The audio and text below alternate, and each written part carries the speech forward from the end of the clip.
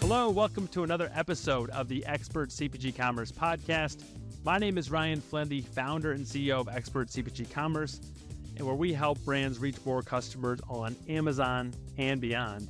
And today I'm really excited to welcome to the program Tim Swindle, a man I've known for a number of years who's had a variety of entrepreneurial ventures, and we'll talk about all those, including his most recent company, which is Paddle Smash, which is a combination of spike ball and pickleball, and you may have seen them actually air on Shark Tank in 2023. So we have a great conversation with Tim about his wins, some of his losses as well, and he shares his entire journey. So it's a great episode of jam-packed full of his experiences in sharing those with us.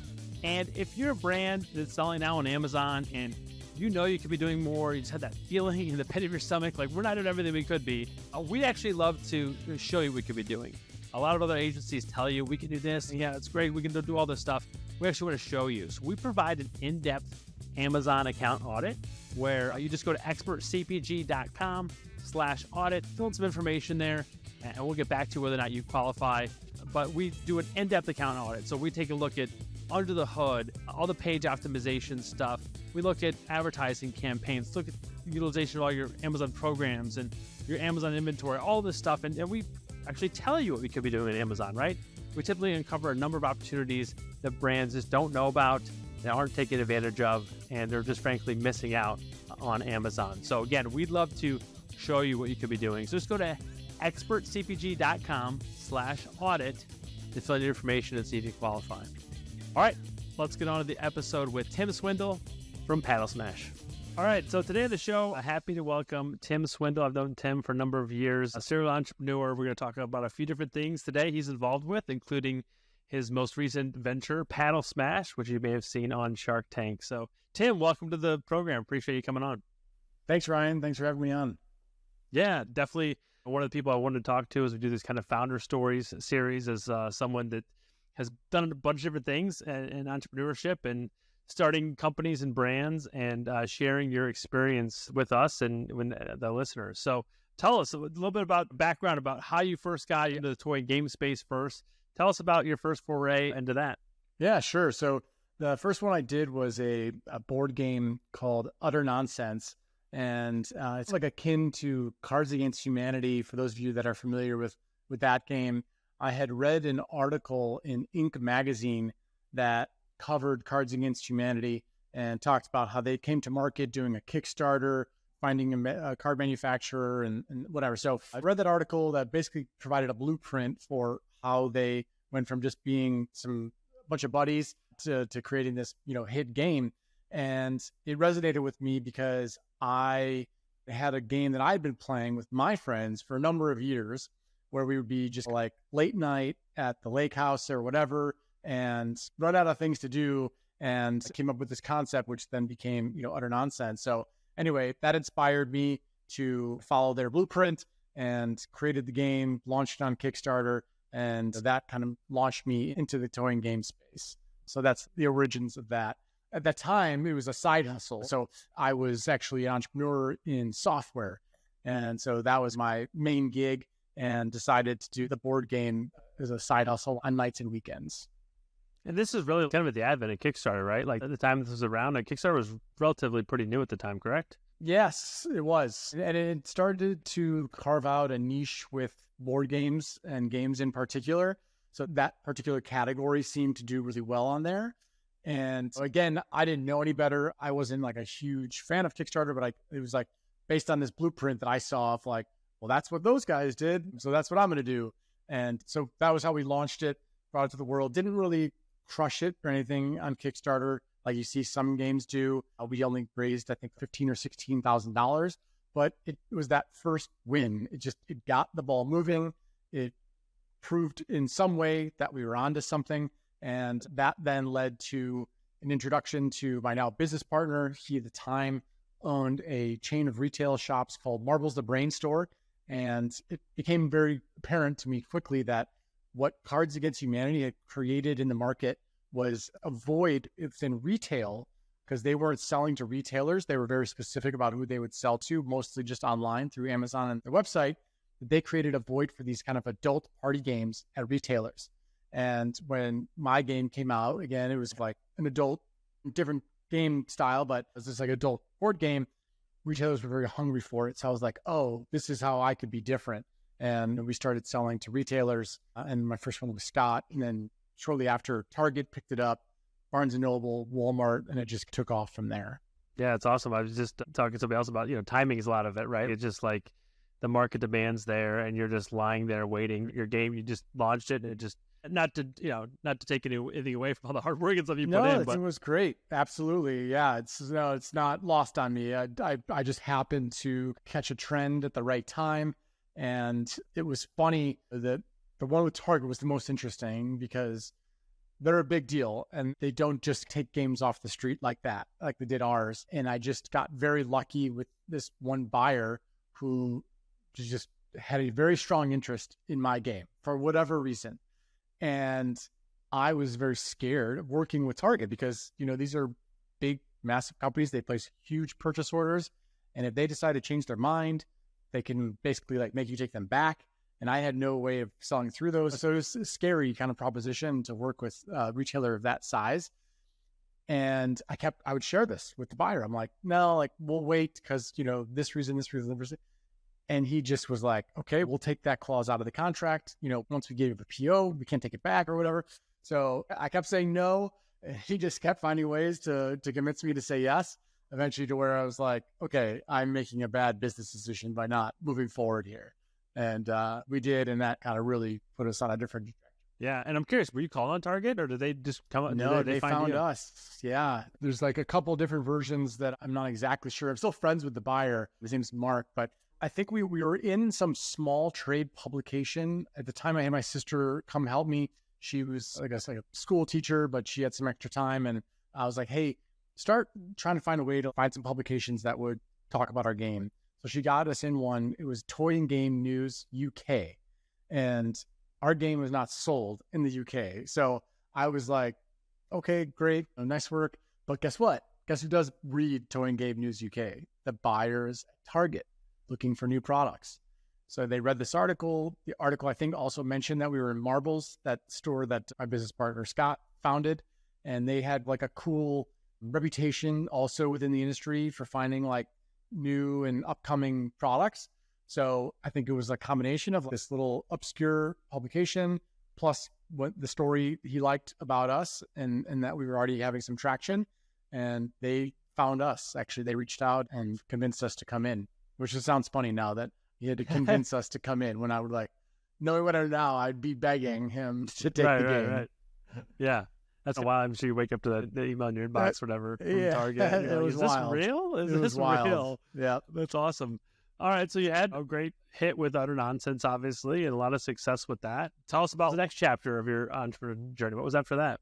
Sure. So at the time, again, it was like I had the software company and this little bootstrap board game. Software company was venture-backed, raised a ton of capital, burning a ton of capital, running big teams, very stressful. And then I had this like silly idea for a game that took off. So I was like, that's way more fun. The game side of things is like way more fun.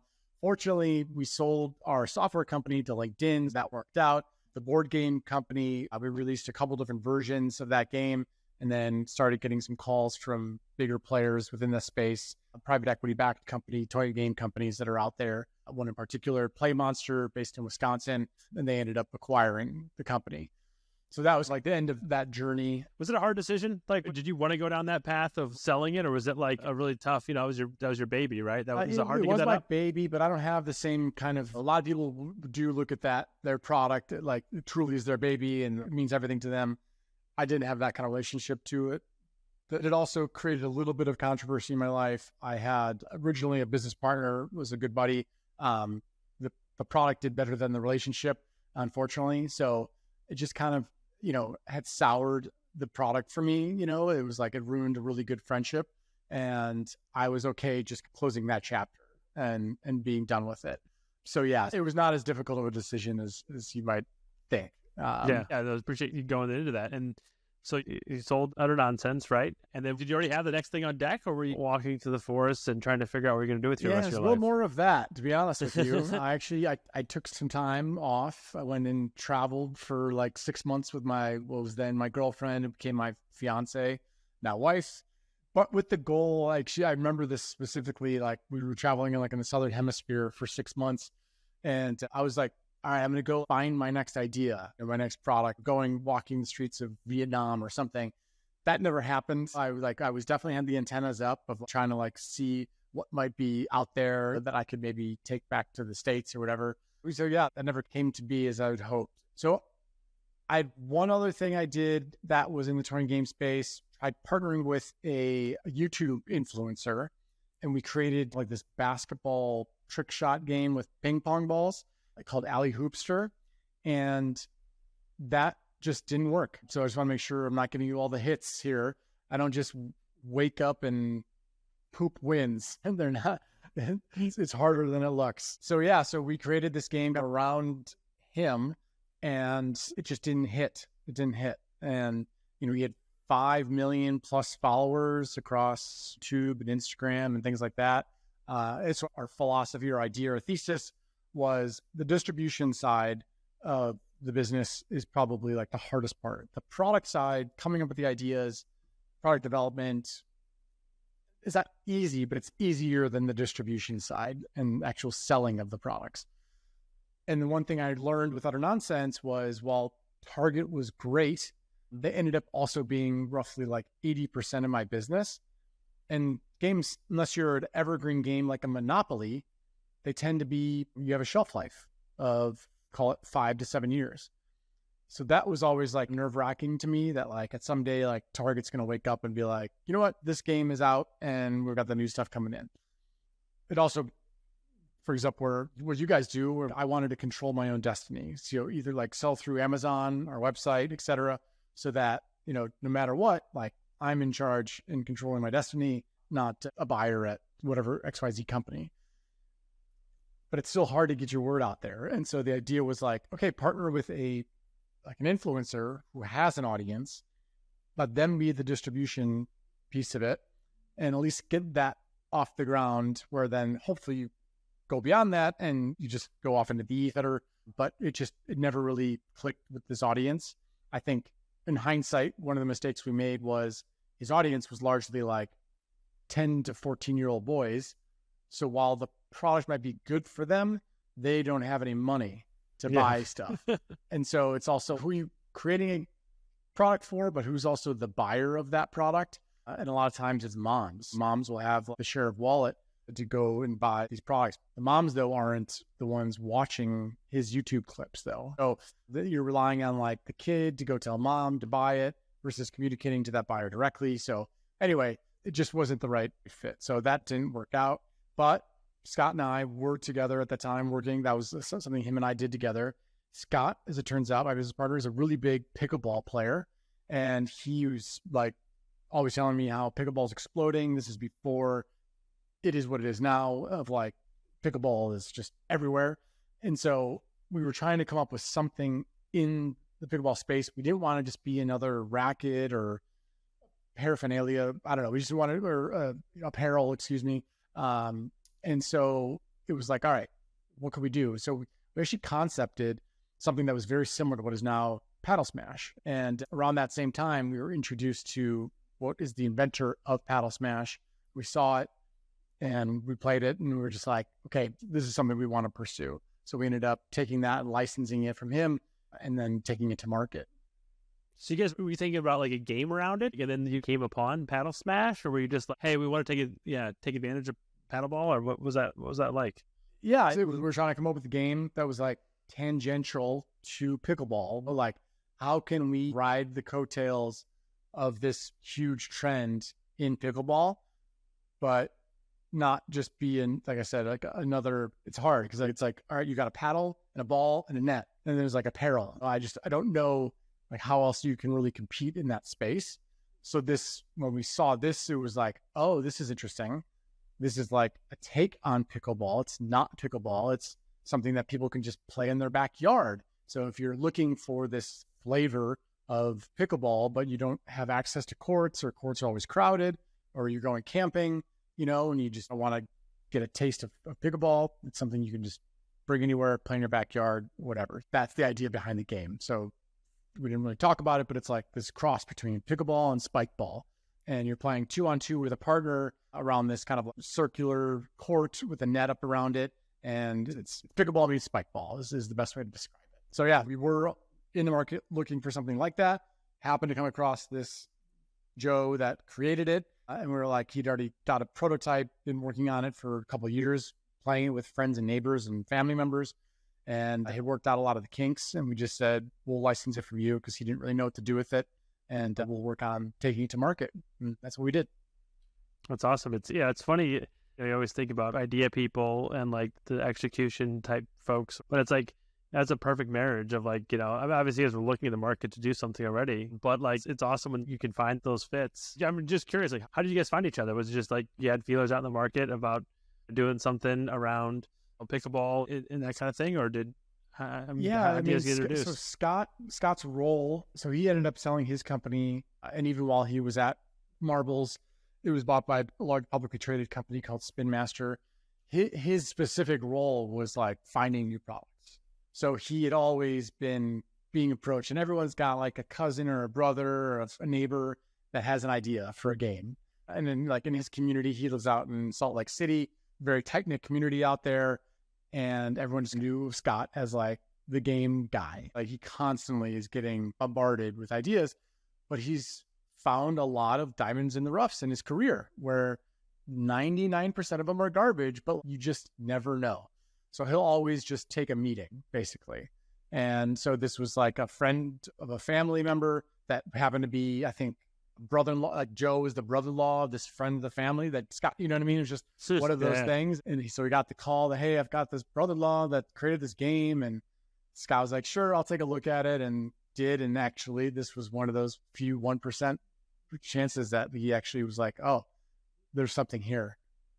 Yeah. And so when you guys licensed it, did you already kind of have an idea what the game plan was going to be? Obviously, with your background, with his background, your business partner's background, did you guys already have an idea or like of the go-to-market strategy, or were you still trying to figure that out when you kind of work out the licensing deal? I would say first, the licensing deal was pretty quick. We were able to get that knocked out while we started developing our game plan for go-to-market. Again, the initial concept was, all right, we want to control our destiny. We will launch on Amazon and we'll launch on our website and just build up sales, get a little momentum going, get reviews going, take that data, then start pitching it to the big different retailers like Dick's Sporting Goods and Shields and Academy Sports, whatnot. So that was the idea. We were about 2 months away from launching it. So this was August or September of 2022. And we had familiarity working with larger retailers. We knew that their buying cycles were typically over a year out. So they're buying, right now for like next spring, let's say, or whatever. It's like typically 12 to 18 months away. So we were like, man, it stinks that we're going to be that far out from potentially being in some of these stores. Even though we're not launched yet, let's just do some kind of outreach to some different retailers. So we did, and just like cold emailed, cold LinkedIn, found different buyers on LinkedIn for Dick's Sporting Goods and Shields and some of the bigger sporting goods stores, retailers. And much to our surprise, they got back to us. And I think we had a little bit of mojo just with our backgrounds and success in the space. And then when we tell them we're launching a game that's a cross between pickleball and spikeball, which is the buyer of these stores, they know that those are two of the top selling items currently in their stores. Spikeball is probably their most popular backyard game for the past 10 years. Pickleball is a massively exploding category at the time. And we're telling them that this is a marriage of those two games. I think that alone was like enough to just get their interest and get a meeting, and then hopefully meeting us and just believing that we could follow through on what we were promising, convince them enough to take a chance on us. And so anyways, that kind of changed up the go-to-market, because we did still launch our Amazon and website stores, but at the same time, we were launching in some of these big retailers. Now, not nationwide. We did just do like test stores to start, but it's still pretty cool to be able to tell people that you're available at Dick's and Shields and Academy Sports and whatnot. Yeah, it's rewarding when you walk in and you see anything on the shelf. And you went into those stores, that's always awesome. You got some great early wins in retail. And then what comes next? How did Shark Tank, come to be? Because you guys aired in 2023, right? End of 23, yeah. End of 23, yeah. Yeah, so how did that come to be? So we launched the Paddle Smash at end of October 2022. And then in March, we were at a trade show out in New Jersey and Atlantic City for camps. For camps, we thought maybe we'd want to have our game at their camp. And Scott and I have these like kind of silly 70s style retro tennis outfits that we wear when we go just to stand out at trade shows. And everyone was coming up to us being like, this is hilarious. You guys are great. You got to go on Shark Tank.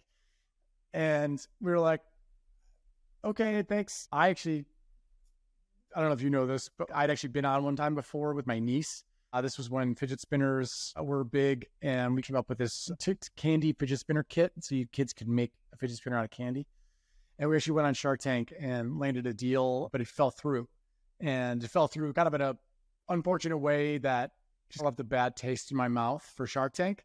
And so I just was like, I'm like, screw Shark Tank. We don't need them. So anyway, after hearing this all weekend though, at the trade show, coincidentally, we were on the way to the airport and got an email from a producer at Shark Tank that said, hey, we're interested in chatting with you guys. And not exactly sure how they found us. I will say that not we as in Scott and I, but the product was on the Today Show earlier that day. So it was like, maybe they saw the product, thought it was cool, looked it up, and it was like, oh, like this could maybe be a fit for us in Shark Tank. So that happened. And I was like, all right, could swallow my pride a little bit and we should move forward with this. So we still had to go through the application process. It's like a 3-month long. You're meeting with producers, you're doing the pitch and coming up with what you're going to do on air and all this, like signing away 1,000 documents that you're signing your life away. But we did that, and we eventually got the call to go out to LA to shoot Shark Tank in June of last year, of 2023. So, initially talked to them early March, mid-June, we're in LA shooting. And then it was about 3 or 4 months later that it aired in October of 23. Yeah. And I was going to say, you're probably a pretty rarefied air of being like an entrepreneur that's been on Shark Tank twice, with 2 different companies. There's probably only a handful of people that have actually done that. So that's pretty cool as well. Thank you. Yeah, and the result, you have to spoil it. I mean, people haven't seen the episode, but walk us through the result of the pitch on Shark Tank. Yeah, sure. So our sharks were Mark Cuban, Lori, Barbara, Mr. Wonderful, and Robert Herjavec. So kind of like the OG sharks. Yeah, no guest sharks on this one. And we going into it, so you find out the day before of who your sharks are going to be. So you can compare a little bit about who you may want to work with. And Mark, everyone wants to work with Mark, I'll just say. He's awesome. I have a ton of respect for him. Just big fan of him as an entrepreneur and a business person.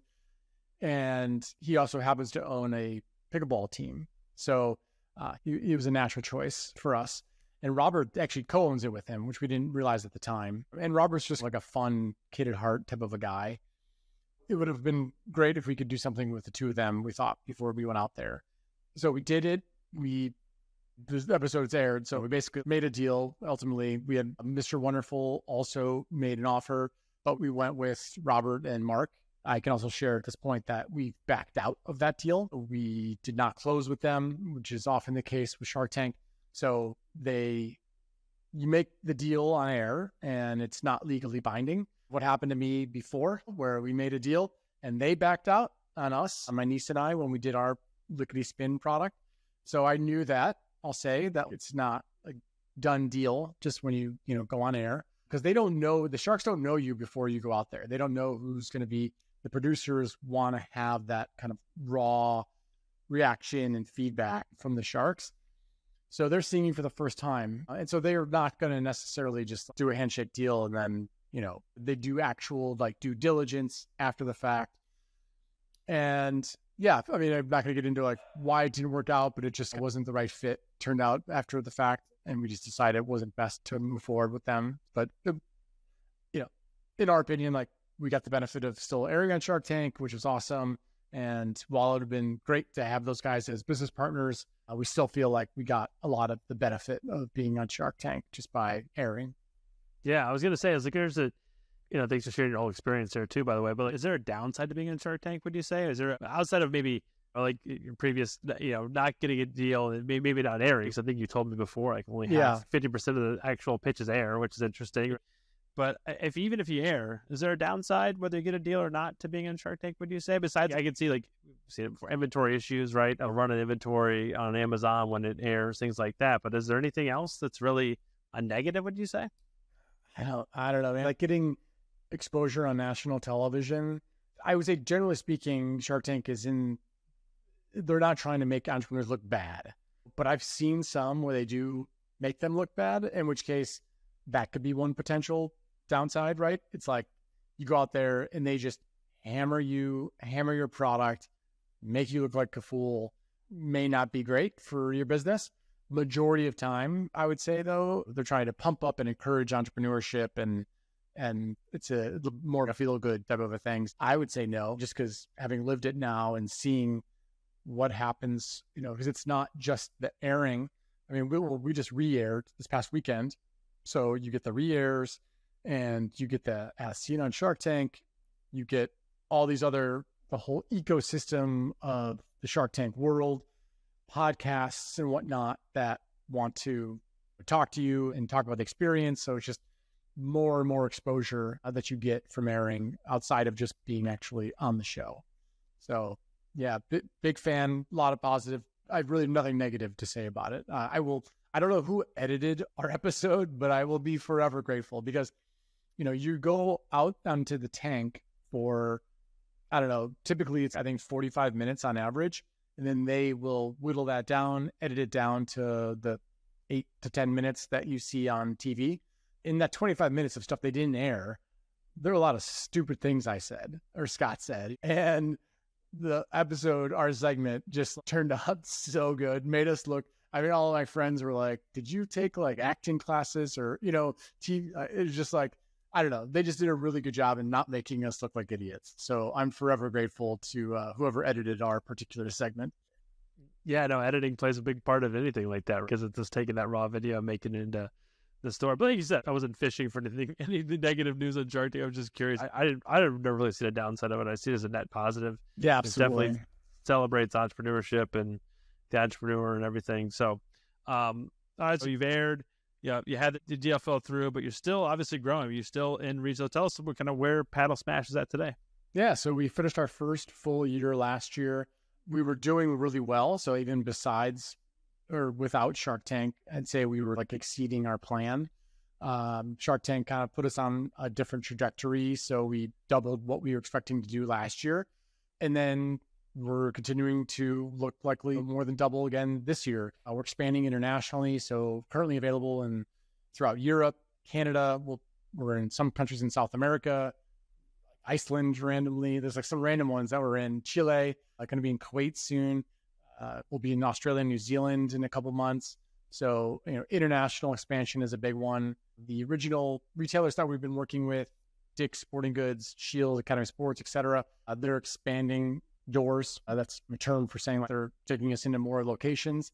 So we're just continuing to grow retail. One of the things we're most proud of is that we actually are controlling still our own destiny. By 75% of our sales is coming through our own channels. So Amazon and our website is the large driver of our success still so far. That may change, but we just feel very good about the situation we're in here. Unlike what I explained earlier with Utter Nonsense, where it was like I was nervous always being dropped potentially by one of the big retailers. And in this case, it just seems we're not in that same precarious position by going direct to consumer through Amazon and our website.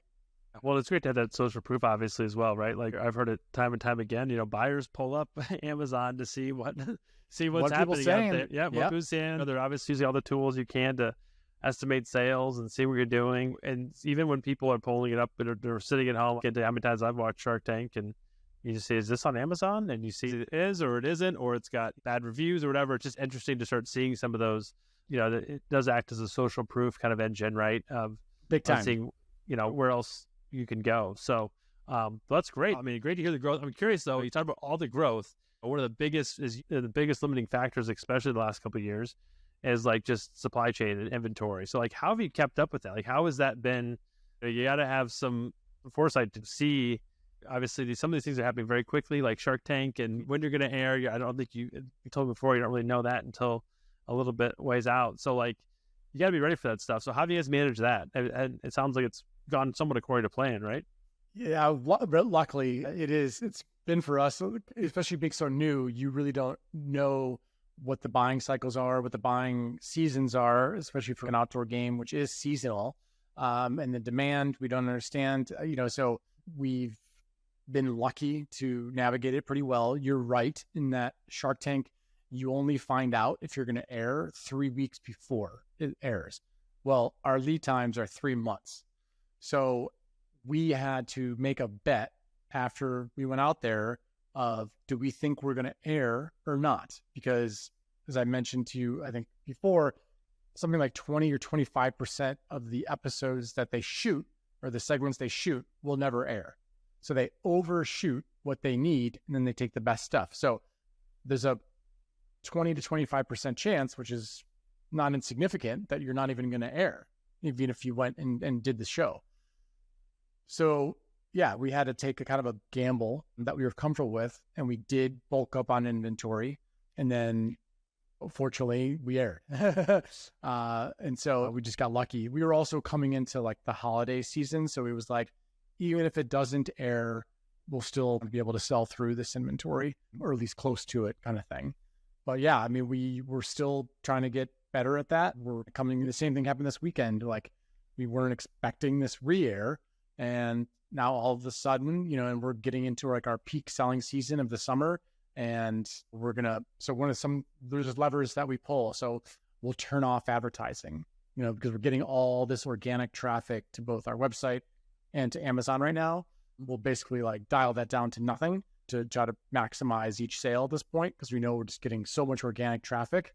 So that's one of the levers that we're pulling right now. We've placed additional production runs to try to catch the end of the summer. But yeah, we're still figuring that out. We work with a really strong manufacturer. They are based in China. Longshore is the name of them.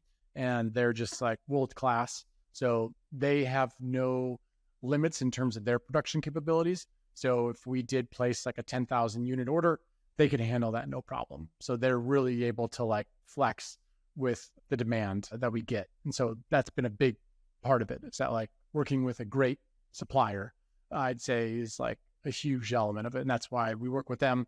They're a little more expensive, but their weight is proven in gold by just like what happens in these situations. And we're like, we need you to jump on whatever it is, 10,000 units. We need them in a month, and they come through for us. They're a big part of it. So a couple of things that, caught my attention, obviously partnerships and finding the right people to work with and like people that can perform. And then the second thing is placing bets. So you place the bet on the inventory of episode airing, and that's what entrepreneurship is. It's a lot of bets, right? You're going to bet on yourself, and you got to believing in yourself. But, it's just taking all these educated guesses of being like, yeah, I think this is going to work, right? Whether it's your first thing or your many a thing like yourself. So if you had to look backwards, Tim, what would you say is something you wish you knew when you started all this? Like when you first started Under Nonsense and first starting into the world of entrepreneurship, maybe obviously you'd seen it from the venture software side, but as you started doing your own thing, what's something you wish you really knew that you know now? That's a good question, but it's tough because then that implies like, I wouldn't be where I'm at today if I like knew that at the same time, right? If I knew what I knew now when I was dealing with Target, I probably would have taken the first deal because I know how hard it is to get into Target. I know what a big opportunity that is.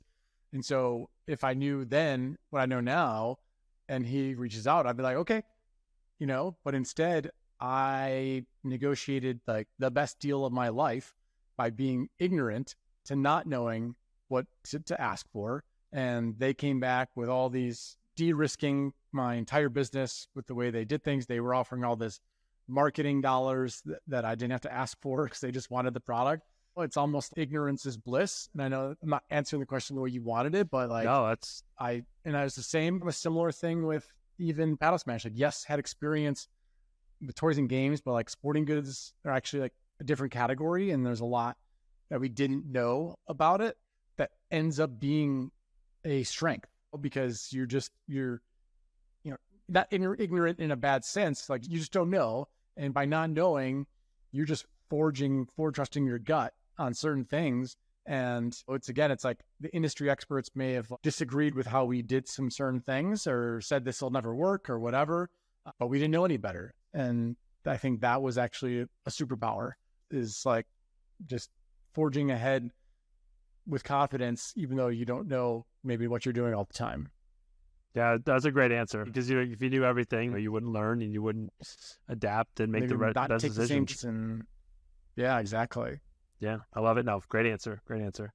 Looking ahead, so just look behind you, looking ahead, like anything on the horizon in the industry, whether kind of retail and e-commerce blending more and more. You keep saying it, I feel like, but like they are every single day.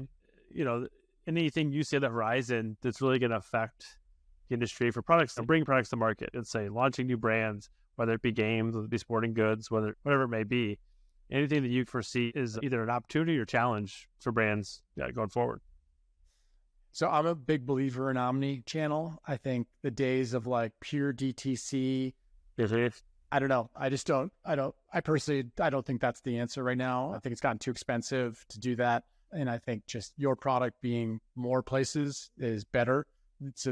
Every market's crowded. And so, I don't know, there's all these different stats around like how many times does a consumer need to see your product? Like, how many touches do you need to have with the consumer before they're making a buying decision? I guess I'm a believer in that omni-channel, try to have it as many places as possible. So both online, website, Amazon, as well as in brick and mortar and retailer. So that's maybe, I don't know if everyone's sharing that view these days, but I think that's definitely one that like I'm buying into as far as a CPG company like ourselves. What do you, I'm just curious, like, I know you're hardcore, obviously Amazon, but like, do you agree with that or no? No, I do. I always use the phrase, you got to be the customer where they are, right? And like, I obviously use Amazon. Obviously, I'm selfishly saying Amazon, owning an Amazon agency saying that, but like, that's true. People are watching your episode on Shark Tank and they're just going to pull up their phone and they're going to look for the product on Amazon, or they're going to hear about it somewhere at a dinner party or whatever, and they're going to maybe pull it up on Amazon, or they're going to hear about a dinner party and then see it in the store. They've been walking through Target, whatever it may be. You've got to be ready for anything. Or if they just search for you on Google, you've got to be ready for that too, having a decent Google shopping ad, things like that. So yeah, I think omnichannel is where it's at. There's even things like, I think the Walmart company is doing a ton of interesting things with digital, right? Like pairing digital, to Walmart and Sam's Club, like pairing digital, the digital experience and the store experience, right? Whether you're going to buy your groceries on Walmart, but if they don't have it in the store, you're just going to get the seamless experience getting it shipped to you thing. So that's where even the third party marketplace, I think, it could grow leaps and bounds there. Is going to be really putting up a lot of big fight against Amazon in the coming years. It's going to take a while. Amazon's always up in the game too. There's the whole supply chain by Amazon. There's a lot of more and more efforts put into that, where they want to fulfill your orders off Amazon, right? They do that now, but they want to also route orders to retailers, right? They want to be even more upstream than that with this whole Amazon warehousing distribution they've started in the last year or two. So just really interesting times. I don't know. It's just always changing, right? There's no right answer, but you got to make the right bets at the right time. I think omnichannel is part of the right answer, I think. And one of the things that's been interesting for us with Amazon in particular, so as we're growing internationally, we're largely looking to work with distributors in these different countries, mostly for the brick and mortar channel. We are wanting to control Amazon. And I guess it's made me more bullish on Amazon because you don't see this, like in the United States, we are so ingrained in that Amazon is like where everybody buys everything, right? And Amazon is this just like the behemoth. It's not the case in a lot of countries. And so like when we want to fight for the rights of Amazon in a particular place, it ends up not being a big of a fight because they're like, sure, you can have it. Like they just don't actually, which I'm like, how is that possible? I'm like, Amazon is still just getting started in a way. You know what I mean? Like they're so big in the United States. If you get out of the US, there are markets that Amazon is not the dominant player. And I am like, man, there's room for growth for Amazon. Yep. They are going to be at some point. So it's just interesting seeing that outside of the US, that's the case. No, it's like us hearing about Flipkart in India or something, which I think is a big, I think one of the main kind of marketplaces or sites there. It's like people wouldn't even know what that is here. The general public wouldn't even hear that name and know what it is. But like if you're in India, you definitely know what that is. So it's the same kind of thing. People know Amazon, obviously, all over the world. But yeah, it's interesting times ahead. For sure. Last but certainly not least, Tim, where can people find Paddle Smash? Where can they find you, get the game? Where can they go? Yeah, so we're at paddlesmash.com, also available on Amazon and then various retailers around the country and the world at this point. And then I'm on LinkedIn. If anybody watching this had questions about entrepreneurship or creating products and bringing them to life, I try to pay it forward and answer any questions that come my way. And feel free to find me on LinkedIn. Awesome. All right, Tim. Well, great conversation. Tons of great insight, and really appreciate you sharing your story and your journey. Thank you. Thanks, Ryan. All right. What a great episode with Tim Swindle from Paddle Smash. Thank you so much, Tim, for being on and sharing your story. And it's great to hear, again, about everything from utter nonsense to Paddle Smash today and everything in between, right? And it's just good. All right. What a great episode with Tim Swindle from Paddle Smash. Thank you so much, Tim, for being on and sharing your story. And it's great to hear, again, about everything from utter nonsense to Paddle Smash today and everything in between, right? And it just, goes to show that entrepreneurship isn't always a up and to the right thing, right? There's some dips along the way and some different things that you try and do and you learn from. So thanks for Tim and sharing his journey along his path here of entrepreneurship. So hopefully you're getting a ton of value from these episodes and really appreciate you listening and watching. Please, if you can, like us, rate us, subscribe, thumbs up, whatever you got to do on the platform you're consuming this on, YouTube, Spotify, wherever it may be. Every little bit helps us reach more listeners and viewers of this program. And maybe share it too. If you got somebody in mind that would benefit from this episode, please share it with them. And we'll see you next time on the next episode of the Expert CPG Commerce Podcast.